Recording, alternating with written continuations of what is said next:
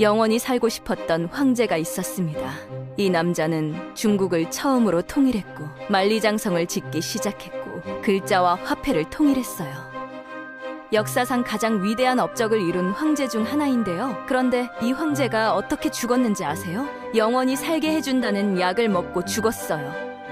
그 약의 정체는 바로 수은이었습니다. 지금 우리는 수은이 맹독이라는 걸 알잖아요. 근데 그때는 몰랐어요. 수은이 은빛으로 반짝반짝하니까 신비로운 물질이라고 생각했거든요. 황제는 몇 년 동안 이 독을 꾸준히 먹었고 결국 그 독 때문에 죽었습니다. 그것도 모자라서 죽은 후에는 썩은 생선 냄새 속에서 2달 넘게 옹구됐어요. 오늘은 중국 최초의 황제 진시황의 놀라운 업적과 황당한 최후에 대해 이야기해보겠습니다.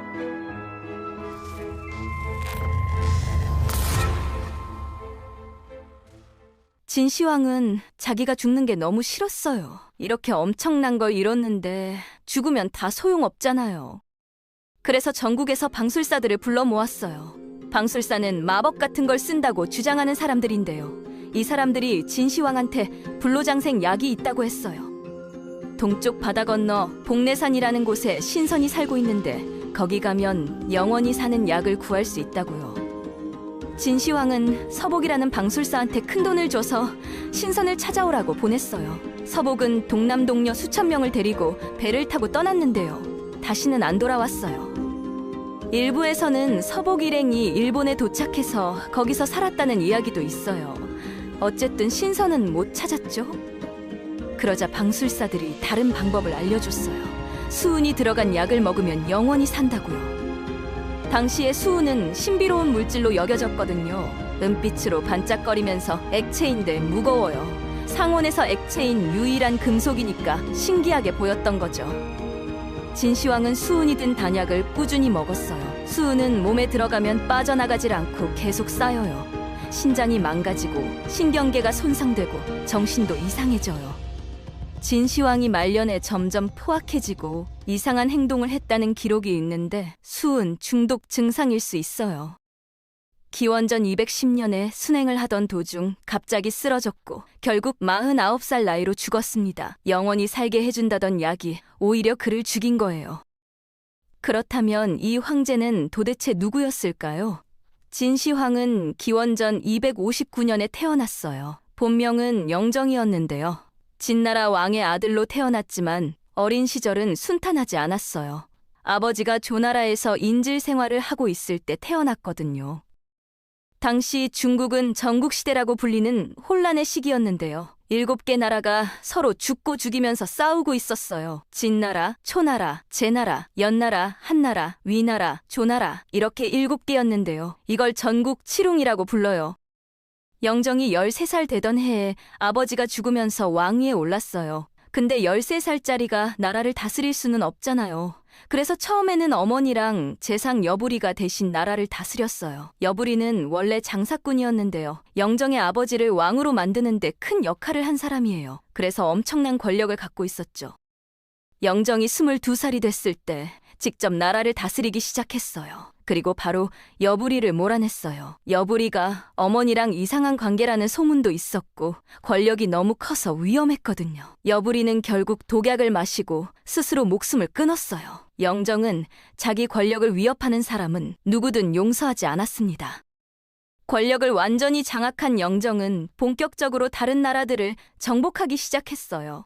먼저 가장 약한 한나라를 공격했는데요. 기원전 230년에 한나라가 무너졌어요. 그 다음은 조나라였어요. 조나라는 영정이 어렸을 때 인질로 있던 나라라서 감정이 좋지 않았거든요. 기원전 228년에 조나라도 무너졌습니다. 연나라를 공격하기 전에 재미있는 일이 있었는데요. 연나라 태자가 자객을 보내서 영정을 죽이려고 했어요. 형가라는 자객이었는데요. 항복하는 척하면서 지도를 바치러 왔어요. 지도를 펼치니까 안에 독이 묻은 칼이 숨겨져 있었거든요. 형가가 칼을 들고 덤볐는데 영정이 기둥 뒤로 도망 다니면서 피했어요. 신하들이 구해줘서 겨우 살았는데요. 이 사건 이후로 영정은 사람을 더 의심하게 됐어요. 기원전 225년에는 위나라가 무너졌고요. 기원전 223년에는 가장 강했던 초나라가 무너졌어요. 초나라를 무너뜨리는 데는 60만 대군이 동원됐는데요. 당시로서는 엄청난 규모였어요. 기원전 222년에 연나라가 완전히 무너졌고요. 마지막으로 기원전 221년에 제나라가 항복했습니다. 10년 만에 7개 나라를 전부 무너뜨린 거예요. 영정은 이제 뭐라고 불려야 할지 고민했어요. 지금까지는 그냥 왕이라고 불렀는데 자기가 이룬 업적이 너무 대단하니까 왕이라는 호칭으로는 부족하다고 생각한 거예요. 그래서 새로운 칭호를 만들었어요. 바로 황제라는 칭호인데요. 전설 속의 삼황오제에서 따온 거예요. 그리고 자기가 최초의 황제니까 시황제라고 부르라고 했어요. 시작할 시, 황제할 땐, 임금제. 이때부터 중국 지배자들이 황제라고 불리게 된 거예요. 진시황은 중국을 통일한 후에 모든 걸 표준화하기 시작했어요. 가장 먼저 한 건 글자를 통일한 거예요. 당시에는 나라마다 글자가 조금씩 달랐거든요. 같은 한자인데 모양이 다르거나 다르게 쓰는 경우가 많았어요. 진시황은 소전이라는 새로운 서체를 만들어서 전국에서 똑같이 쓰도록 했어요. 화폐도 통일했어요. 원래는 나라마다 돈 모양이 달랐는데요. 어떤 나라는 칼 모양 돈을 썼고 어떤 나라는 산 모양 돈을 썼어요. 진시황은 반양전이라는 둥근 동전을 만들어서 전국에서 쓰게 했어요. 가운데 네모난 구멍이 뚫린 동전인데요. 이 모양이 나중에 2000년 넘게 동아시아 동전의 표준이 됐어요. 도량형도 통일했어요. 무게 재는 단위랑 길이 재는 단위가 나라마다 달랐거든요. 같은 한근이라고 해도 나라마다 무게가 다르면 장사하기가 힘들잖아요. 진시황은 전국에서 똑같은 단위를 쓰도록 했어요. 심지어 수레바퀴 너비도 통일했는데요. 이게 왜 중요하냐면 수레가 다니면 길에 바퀴 자국이 생기잖아요. 수레바퀴 너비가 다르면 그 자국에 바퀴가 안 맞아서 다니기 힘들거든요.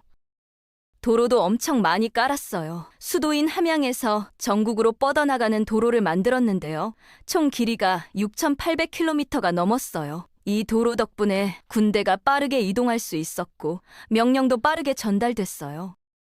만리장성도 이때 본격적으로 짓기 시작했어요. 사실 성벽 자체는 전국시대 때부터 있었는데요. 각 나라가 북쪽 유목민들 막으려고 따로따로 지었거든요. 진시황은 이 성벽들을 연결하고 새로 짓기도 해서 하나의 긴 성벽으로 만들었어요. 당시 만리장성 공사에 동원된 사람이 수십만 명이었는데요. 공사가 너무 힘들어서 많은 사람이 죽었어요. 만리장성 아래에 시체가 묻혀있다는 이야기가 괜히 나온 게 아니에요. 진시황은 굉장히 의심이 많은 사람이었어요. 암살 시도를 여러 번 당했거든요. 형가 사건 말고도 다른 암살 시도가 있었는데요. 한 번은 철퇴를 든 자객이 습격했어요. 진시황이 탄 마차를 노렸는데 다행히 진시황이 다른 마차에 타고 있어서 살았어요. 이런 일들 때문에 진시황은 자기가 어디 있는지 아무한테도 안 알렸어요. 궁전이 수백 개 있었는데 그날 어느 궁전에서 자는지 아무도 몰랐대요. 분서갱유라는 사건도 있었어요. 진시황이 유학자들의 책을 불태우고 유학자들을 생매장한 사건인데요. 기원전 213년에 시작됐어요. 왜 이런 짓을 했냐면요. 유학자들이 자꾸 옛날이 좋았다면서 진시황을 비판했거든요. 특히 주나라 때가 좋았다느니 봉건제가 좋았다느니 하면서요. 진시황은 이게 마음에 안 들어서 실용적인 책 말고 다 불태우라고 했어요. 의학책, 농사책, 점치는 책 빼고 다 태운 거예요. 그리고 여전히 비판하는 유학자 460명을 구덩이에 파묻어 죽였어요. 기원전 210년, 진시황은 5번째 순행을 떠났어요. 순행이라는 건 황제가 전국을 돌아다니면서 시찰하는 건데요. 진시황은 이걸 자주 했어요. 자기 눈으로 직접 보고 싶어 했거든요. 이번 순행에서는 동쪽 바다까지 갔는데요. 아마 불로장생 약을 구하러 간 서복 일행을 기다렸을 수도 있어요. 순행 도중에 진시황이 갑자기 쓰러졌어요. 수은을 몇 년간 먹은 대가가 드디어 나타난 거예요. 상태가 점점 나빠졌는데요. 수은 중독으로 인한 장기 손상이었을 거예요. 결국 기원전 210년 7월에 사구평대라는 곳에서 죽었습니다. 나이 49살이었어요. 문제는 여기서 시작됐어요. 순행에 따라온 환관 조고와 승상 이사가 황제의 죽음을 숨기기로 한 거예요. 왜 그랬냐면요. 진시황의 맏아들 부소가 수도에 있었는데 조고랑 이사는 부소가 황제가 되면 자기들이 위험하다고 생각했거든요. 부소는 진시황이 너무 잔인하다고 비판했다가 변방으로 쫓겨난 사람이에요. 성격이 유순하고 백성을 생각하는 사람이었는데 조고랑 이사 입장에서는 그런 사람보다 자기들 말 잘 듣는 사람이 황제가 되는 게 좋았죠. 조고와 이사는 진시황의 유서를 위조했어요. 원래 유서에는 부소가 후계자라고 되어 있었는데 이걸 바꿔서 막내 아들 호해를 후계자로 했어요. 그리고 부소한테는 자결하라는 가짜 명령을 보냈어요. 부소는 그게 가짜인 줄도 모르고 정말 자결했습니다. 그런데 문제가 있었어요. 한여름이라 시체가 썩기 시작한 거예요. 냄새가 심해지면 황제가 죽은 게 들통나잖아요. 그래서 조고와 이사가 뭘 했냐면요. 황제의 마차 옆에 절인 생선을 가득 실었어요. 생선 냄새로 시체 썩는 냄새를 가린 거죠. 그리고 평소처럼 매일 밥을 들여보내고 서류를 올렸어요. 마치 황제가 살아있는 것처럼요. 이 상태로 2달 넘게 이동해서 수도 함양에 도착했어요. 그제야 황제의 죽음을 발표했고 호해가 황제로 즉위했어요. 이 사람이 진이세 황제예요. 중국을 처음 통일하고 황제라는 칭호를 만든 진시황의 마지막이 썩은 생선 냄새 속에서 2달간 웅구된 거예요.